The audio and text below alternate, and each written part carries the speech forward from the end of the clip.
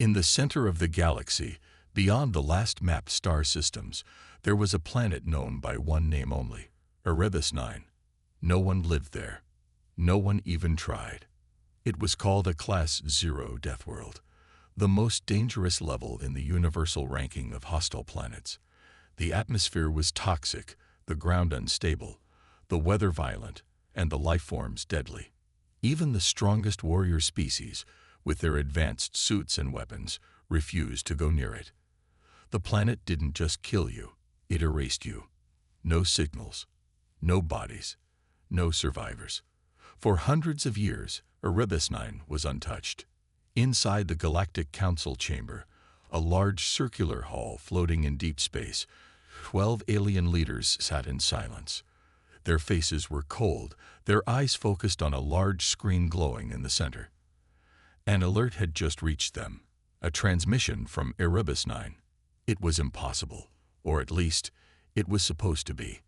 The signal was weak, old, and full of static, but it had one clear moment, a short video clip.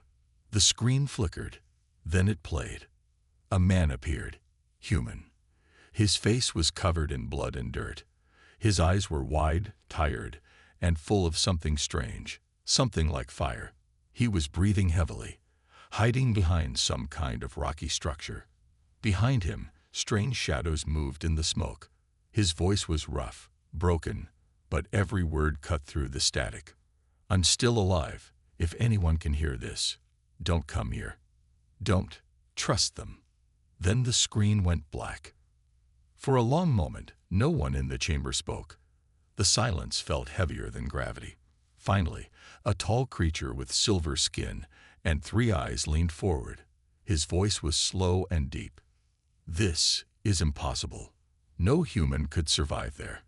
We lost an entire Phyraxian strike team in 7 minutes." Another voice, higher pitched, spoke next. "It is a trick, a recording, perhaps from another world." But one of the council members, a small green being with glowing veins, shook her head. The signal came from Erebus 9, directly from the surface. The leader of the council, a massive insect-like being with golden armor, stared at the now black screen. His voice echoed through the hall. "Prepare a scout team. Send a unit to the surface. If the human lives, we must know how." While the council planned, far across space, the planet Erebus 9 continued to burn and breathe. Storms of black lightning lit the sky. Acid rain melted rock. Sharp winds screamed through the dead forests. The ground shifted as if the planet itself had a heartbeat. Beneath it all, something waited. The scout ship, a sleek silver craft shaped like a blade, entered the orbit of Erebus 9. Inside were 5 members of the exploration unit. Each was from a different alien species. All were trained in survival, combat, and recovery. None had ever failed a mission. "Beginning descent," said the pilot, a reptilian female with golden scales. The ship shook violently as it hit the upper atmosphere. Red warning lights flashed. The ship groaned under pressure. Outside, a storm of ash and fire roared like a living beast. "Maintain control," the team leader barked. He was tall and armored, with 6 arms and a face like carved stone. The ship broke through and landed hard. Dust and steam hissed around them. The sky was dark red. The ground was black and broken. Strange, twisted plants moved slowly in the wind, as if watching. The team stepped outside. Their suits were strong, their weapons ready, but the silence of the planet made even the bravest of them nervous. No birds, no insects, no sound. Only the crunch of their boots on dry stone and the distant growl of something large moving far away. After 2 hours of walking through broken terrain, they found something strange, a wall made of bones and scraps. Old alien technology was mixed with natural materials. Someone had built this. Someone had survived. One of the scouts scanned the area. There are signs of movement. Recent, less than 2 days old. Before anyone could respond, a sudden click echoed under their feet. A net shot up from the ground, trapping 2 of the team in midair. Energy traps activated around the area, forcing the others to freeze. From the shadows, a figure stepped out. He wore armor made from pieces of destroyed machines. His helmet was made from the skull of an alien beast. In one hand, he held a spear, in the other, a homemade energy weapon. He looked like a ghost of war. But his eyes, they were human. "Drop your weapons," the man said. His voice was steady, cold. "This planet doesn't forgive weakness." The leader raised his hand slowly. "We're not here to fight. We came because of your signal." The man didn't lower his weapon. "That was a long time ago. I didn't send it for help. I sent it as a warning." One of the trapped aliens growled, "You're human. How are you alive?" The man walked closer. His face was scared. One eye was white, blind, but he stood strong. "My name is Commander Rafe. I was part of a human test mission. We were told it was a recon mission. In truth, we were test subjects, sent here to see if humans could survive."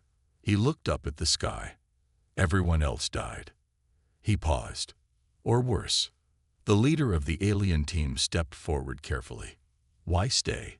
Why not try to escape?" Rafe laughed, but it was a hollow sound. "Escape? You don't escape Erebus 9. You learn its rhythm. You hunt what hunts you. You sleep with one eye open. And if you're lucky, you last another day." A loud, echoing roar shook the ground. The plants around them moved, reacting to the sound. The aliens looked around, uneasy. Rafe's eyes narrowed. "You've brought attention. The planet knows you're here now." One of the scouts stepped back. "The planet knows." Rafe nodded. "This place is not just dangerous. It's alive. And it hates intruders." The wind picked up. Ash swirled. Something huge moved in the distance, too fast to see clearly. The ground trembled under their feet. "You have to leave," Rafe said quickly. "Now." The team leader spoke. "We came to bring you back."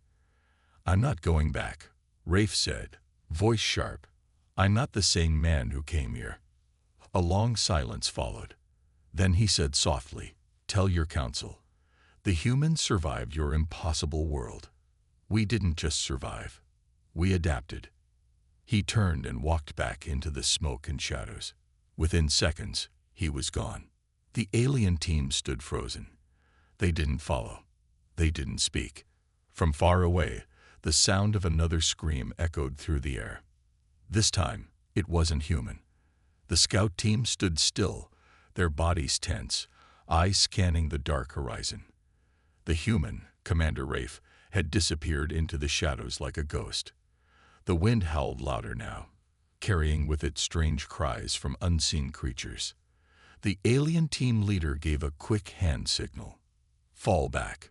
Regroup at the ship." They moved fast, but carefully. The ground shifted beneath their feet, almost like something was breathing underneath the soil. The sky turned darker, heavy clouds rolling in. Every step felt watched. The team finally reached a rocky ledge and took shelter under a half-buried shipwreck. It was old, maybe human. Burned metal and broken glass. Inside, the team checked their scans. The air pressure was changing. Life forms were nearby, but none of them were friendly. The pilot, Zira, looked nervous. "That man, Raf, he's human, but he isn't normal. His heart rate, body temperature, reaction time. It's not what it should be. It's faster, stronger." Another scout, a small furry alien named Jex, added, his eyes. One of them looked like it belonged to a beast, not a man. The team leader stayed silent. He had seen many strange things in the galaxy, but Rafe was something else. He looked like a survivor, yes, but not just that. He looked like someone who had become part of the planet itself. Back near the bone shelter, Rafe watched them from high above, his eyes hidden behind a cracked visor. He whispered to himself, "They'll be dead by morning if they don't leave." He turned back toward his hidden base, a maze of tunnels and traps under the rocks. Inside, It was dark, filled with scavenged tech, handmade weapons, and strange carvings on the walls. Each mark was a memory, each symbol a warning. Ref moved through it like he'd lived there forever. A small machine beeped. His sensor trap had caught something. He picked up his spear and moved toward the entrance. A low growl echoed from the tunnel. Not the scouts. Something else. A long, shadowy creature crawled from the darkness. It had no eyes, just smooth black skin and rows of sharp teeth. It was silent, deadly, and fast. Rafe didn't hesitate. He moved like lightning, sliding under its strike, stabbing it in the soft belly with his spear. It screamed once, then went still. He dragged the body into a pit. "That was a scout," he muttered. "The big one is coming." Back at the alien camp, the team tried to contact their ship in orbit. No signal. Static only. One of the scouts managed to connect a short-range scan. A strange message flashed across their screen. "Leave now." The team leader frowned. Was that Rafe? But before they could answer, something struck the side of the shelter. Hard. The walls shook. Dust fell from the ceiling. Then another hit. Louder, stronger. A claw tore through the metal. The team fired their weapons, blasters lighting up the dark, but nothing hit. Whatever was out there was fast. Too fast. Suddenly, a loud thud behind them. The back wall exploded inward. Rafe stood there. "Move," he shouted. "Now." He threw a glowing sphere into the tunnel. It exploded with bright blue fire, forcing the creature back. For a second, they saw it, huge, black, with bone armor and long, sharp limbs. Then it disappeared into the smoke. Rafe led the team through a side tunnel. "I told you not to come here. That thing, it hunts in the dark. It's the reason this planet is a death world." The team followed, confused but alive. As they ran, one of the scouts asked, "Why help us now?" Rafe didn't look back. "Because you're not the enemy. Not yet." They reached a hidden cave, covered by thick vines and rock. Inside, it was quiet, protected. The air felt safer here. Rafe closed the door and lit a small fire with a strange blue crystal. The team finally sat down. Tired, shaken, silent. Rafe took off his helmet. His face was older than it looked. Deep scars. One eye glowing faintly red. A long line of strange tattoos ran down his neck. He wasn't just a survivor. He was something more. "You want answers," he said. "Fine." He pointed to a piece of tech, a broken human beacon. "I was part of a test mission. Secret. The humans wanted to prove we could survive anything. So they sent us here, thinking it was just another harsh world." He looked around. "But Erebus 9, it's not just harsh, it's alive. It adapts, it learns, and it hates anything it can't control." The pilot asked, "How did you survive?" Rafe stared into the fire. "I became like it. I stopped trying to fight the planet. I listened to it, learned its rhythms, its patterns. I became invisible. I stopped being human. For a while." Jex looked at him carefully. "Why warn us then? Why not let the planet kill us?" Rafe gave a sad smile. "Because deep inside, I'm still human, and I remember what betrayal feels like." The team leader leaned forward. "Betrayal." Rafe nodded. "We were sent to die. The mission was never meant to return. Just gather data. The council knew. Your people knew." A long silence followed. No one could argue. No one dared to. Then, far away, a roar filled the night. It was deeper, louder. The creature was back. Rafe stood. "It's coming. And next time, it won't just be one." He picked up his weapons. "You can leave now. I won't stop you. But if you stay, you fight." The team looked at each other. Nervous. Unsure. But something had changed. They had seen what Rafe had become. And they knew, if he could survive, maybe they could too. The fire crackled, the wind screamed, and deep in the shadows, the real Deathworld was just beginning to wake. The fire in the cave burned low, casting strange shadows across the stone walls. The alien team sat close together, still trying to understand the man sitting across from them. Rafe, the human survivor, moved like a soldier, but there was something wild in his eyes, like a beast that had lived too long in the dark. Outside, the planet howled. Zira checked her scanner again. Multiple life signs, closing in. Rafe nodded slowly. They found us. The first one was just a scout. Now the real hunt begins. The team leader, Torvak, stood. We can fight. We have weapons. Rafe shook his head. Your weapons won't help. They learn. They evolve. The more you fight them, the smarter they get. This planet doesn't just kill. It studies.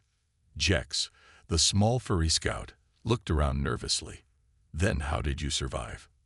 Rafe stared at the cave wall. His voice was quiet now, like remembering something far away. At first I didn't. My team, 32 humans, we landed with full gear, supplies, even mech support. We lasted 3 days. He picked up a rock and scratched a line into the wall, one of hundreds already marked. On day 4, we realized the ground was shifting. The map changed every night. Rivers dried up. Trees moved. We were being watched. Hunted. Rafe looked at them, his voice harder now. They came at night. Fast, silent, impossible to see. The first wave took 10 of us. The second wave wiped out the rest. I was left behind. Not by accident. I was the bait. The room fell silent. Outside, a distant scream echoed again, low, angry, and inhuman. Torvak broke the silence. Why not call for help? I tried. Rafe said. The signal only went out once. The planet blocks everything after that, like it knows how to stop rescue. That message you received, that was me, 3 years ago. Jex gasped. 3 years? Rafe nodded. Time is different here. You stop counting days. You just count the times you live through another night.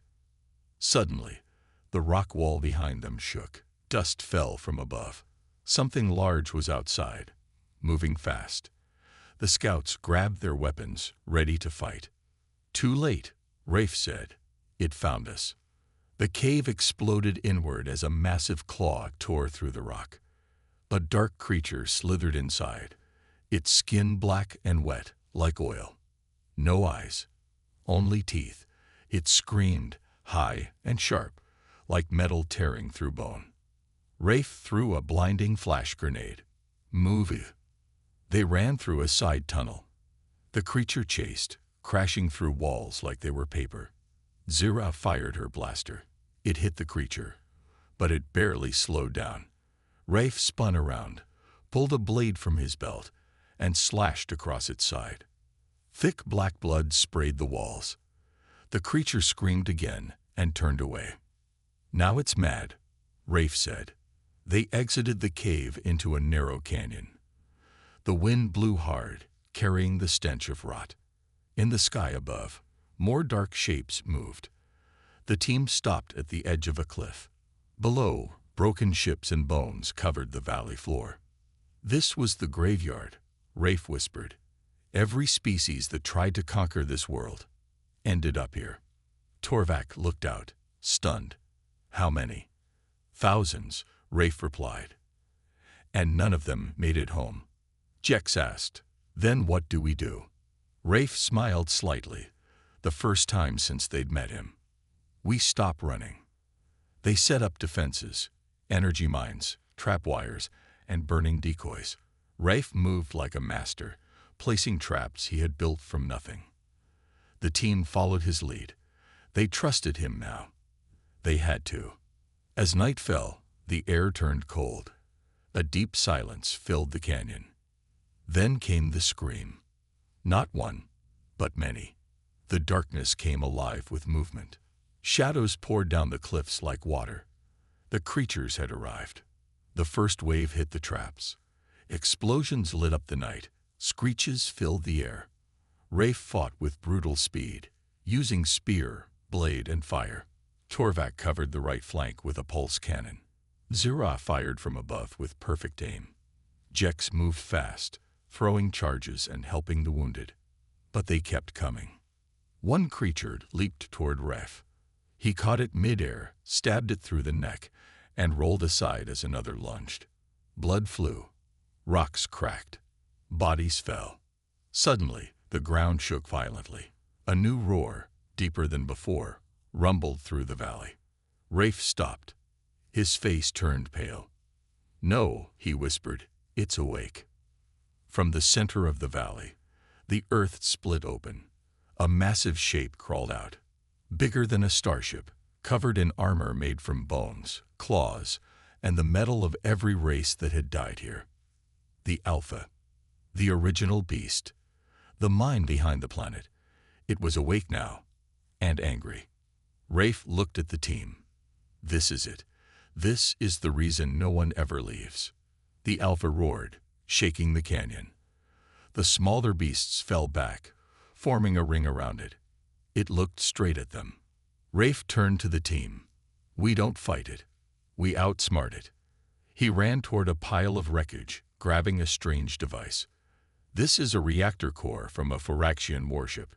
If we overload it, it can cause a chain explosion big enough to crack the surface." Torvak's eyes widened. "That'll kill us all." "Maybe," Rafe said. "But if we don't, we die anyway." He handed the device to Zira. "Get this to the ship. Send the signal. Let the Council know. Let Earth know." Jex hesitated. "You're not coming." Rafe smiled. "Someone has to hold them off." He turned, eyes glowing faintly red, face calm. "Tell them what humans are." The team ran. Behind them, Rafe faced the Alpha, the last survivor of a dead mission. Now, the planet would learn something new. Humans don't die easy. The ground shook with every step the Alpha took. It was a monster made of death, its skin armored with broken metal, bones, and the burned remains of old ships. It let out a deep roar, shaking the valley like thunder. Behind it, smaller beasts followed in silence. They didn't attack yet. They waited, watching their leader. Rafe stood alone on the edge of the cliff. His armor was cracked, his face covered in blood and dirt. He held his last spear in one hand, the handle wrapped in old cloth. In his other hand, a small detonator blinked red. He had no backup, no escape, just time and his will to fight. He looked up at the Alpha. "Come on," he said quietly. "Let's see what makes you bleed." Far behind him, the alien team ran through the canyon. Zira held the overloaded core tightly in her arms. The core pulsed with bright blue light, growing hotter every second. Jex followed, scanning the ground for movement, while Torvak covered the rear, firing bursts at the smaller creatures trying to cut them off. Zira shouted over the noise, "We're not going to make it if they surround us." Torvak replied, "Then we don't let them surround us. Keep moving." Above them, the sky had turned black. Storm clouds circled the peak of the canyon. Lightning cracked across the sky. Rain began to fall, thick, acidic drops that burned whatever they touched. But the team didn't stop. They couldn't. Back at the cliff, Rafe ran forward. The Alpha roared again and charged. The ground broke under its weight. Rafe dodged left, rolled through mud, and leaped onto a pile of wreckage. He threw his spear straight into the Alpha's neck. It screamed, louder than before, shaking birds from the sky. The other beasts attacked now, swarming him from all sides. Rafe fought with hands, feet, knives, teeth, anything he had left. One jumped on him. He stabbed it in the eye. Another bit his arm. He broke its jaw. His suit was failing, his body bleeding. But he kept fighting. Each second he survived was a second closer to the others escaping. In the distance, the alien team reached the ship. Zira slammed the core into the ship's emergency bay, locking it in place. She connected the signal device and pressed it. Nothing. She pressed it again. Still nothing. The storm was blocking the signal. Torvak growled. "We'll have to take it above the clouds. Manually." "That's suicide," Jex yelled. Torvak nodded. "Then I guess today is a good day for that." He grabbed the signal unit and climbed the ship's launch tower. Rain hit his armor. Lightning flashed all around him. But he didn't stop. Higher and higher he climbed, until he reached the tip. He raised the signal device. It flashed once, then twice, then a green light. "Signal sent," he whispered. "They'll know." Back below, Rafe was on his knees. Blood poured from a wound on his side. The Alpha stood over him, chest rising and falling like a machine. Its claws lifted for the final blow. Rafe smiled. "You forgot one thing," he said. He raised the detonator. "I'm human." He pressed the button. Behind him, deep in the canyon, the core exploded. A shockwave blasted through the valley. Fire, light, and energy ripped across the sky. The Alpha screamed, its body breaking apart in the blast. The smaller beasts tried to run, but they were swallowed by the wave. The entire cliff collapsed. The valley turned to fire. Silence followed. Then wind. Then the quiet sound of static on the radio. The alien ship rose from the smoke, engines damaged but still alive. Inside, Zira and Jex stared down at the burning planet. Their eyes wet, not from fear, but from something else. "He stayed behind," Jex whispered. Zira nodded. "He gave us a chance." The radio crackled. Then a voice. Weak, broken, but alive. "I'm still here," Rafe whispered. "You didn't think I'd go out that easy, did you?" Zira gasped. He made it. From the wreckage, a figure crawled out. Half his armor missing, skin burned, but alive. Somehow, Rafe had survived the blast. Maybe it was luck. Maybe it was something else. Torvak's voice came over the comms. "Get him on board. And get us out of here." The ship descended and picked him up. Rafe collapsed inside, coughing, laughing. Zira looked at him. "Why did you go back? Why not run with us?" Rafe opened one eye. "Because someone had to show that humans don't give up. Not even here." The ship turned, rising high into the black sky. Below them, Erebus 9 burned. But it was quiet now. The Deathworld had met its match. The ship soared through the stars, leaving the burning planet behind. The crew was quiet, exhausted, but alive. Rafe sat near the back, his face half covered by a medical mask, his body wrapped in bandages. His eyes were closed, but he wasn't asleep. He never could sleep after what he'd been through. Not yet. Zira sat at the controls, staring out at the void. The stars were silent now. No more roars. No more screams from the monsters below. Just the hum of the ship's engines as they left Erebus 9 behind. Torvak was in the cockpit, still monitoring the damaged systems. His alien species had never known a world like Erebus 9, and even the toughest warriors among them had been shaken. This planet had taken lives, many lives, but it hadn't taken their will. "How long until we reach the Council's fleet?" Jex asked, pacing nervously. Torvak didn't look up. "A few hours. But what do we tell them? How do we explain this?" Zira spoke without turning away from the controls. "We tell them the truth. That humans survived. That they beat Erebus 9, the Deathworld. That they are the reason we're alive." Jex looked down at his hands. "What if they don't believe us? What if they think we're lying, or worse? What if they think we were part of it? We failed, Zira. We almost didn't make it out." "We didn't fail," Zira said firmly. "We found a survivor. And we got out. That's what matters." Torvak stood and turned to face them. "We did more than that. We proved something no one else has ever proven. Not the Krallans. Not the Scythians. No one." Zira finally turned, a small smile forming on her lips. We proved the humans don't give up, no matter what. In the back, Rafe shifted, slowly raising his head. His voice was hoarse, but still strong. Humans don't just survive. We adapt, we overcome, and we fight like hell. The ship was silent for a long moment, only the soft hum of the engines filling the air. Rafe looked up at them all.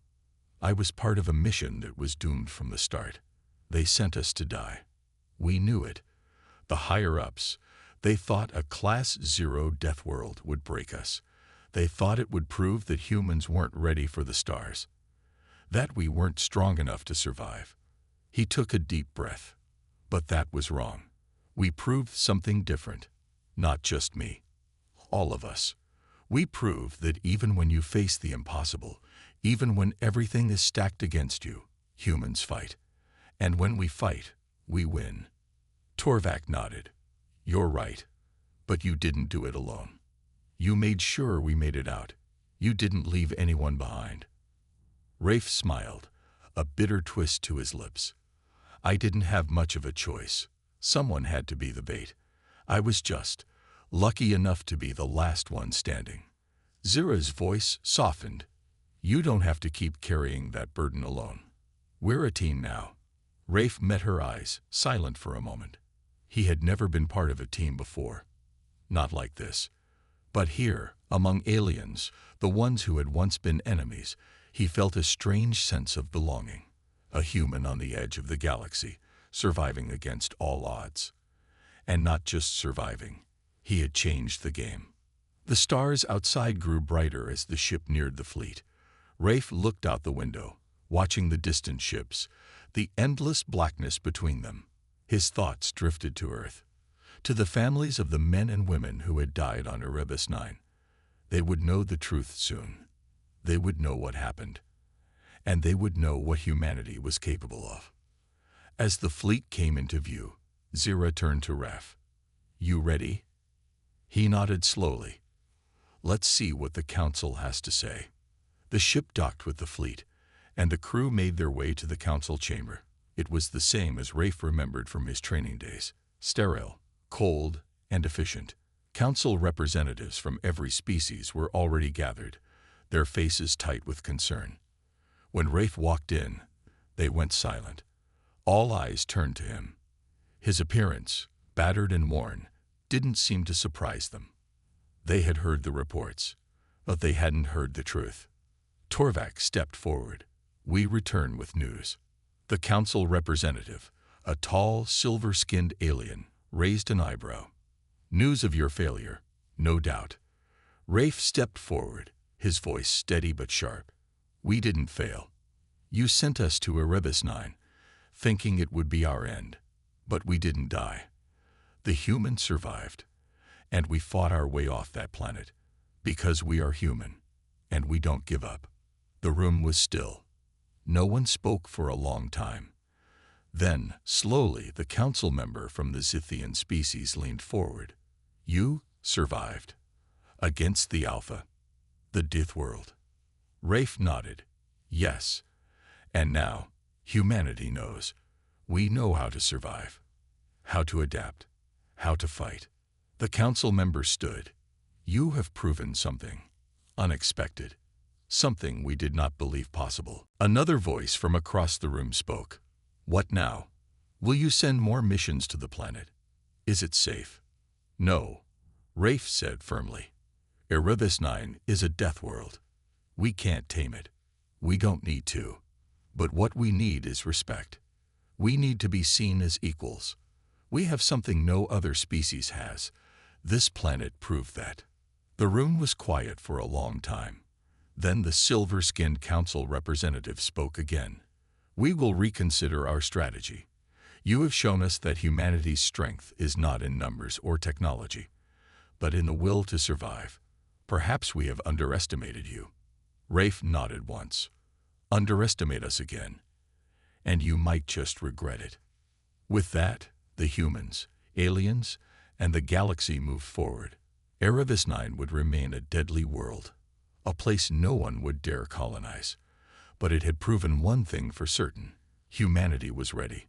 And no matter how dark the future seemed, no matter how impossible the challenges were, humans would always find a way to survive and to fight.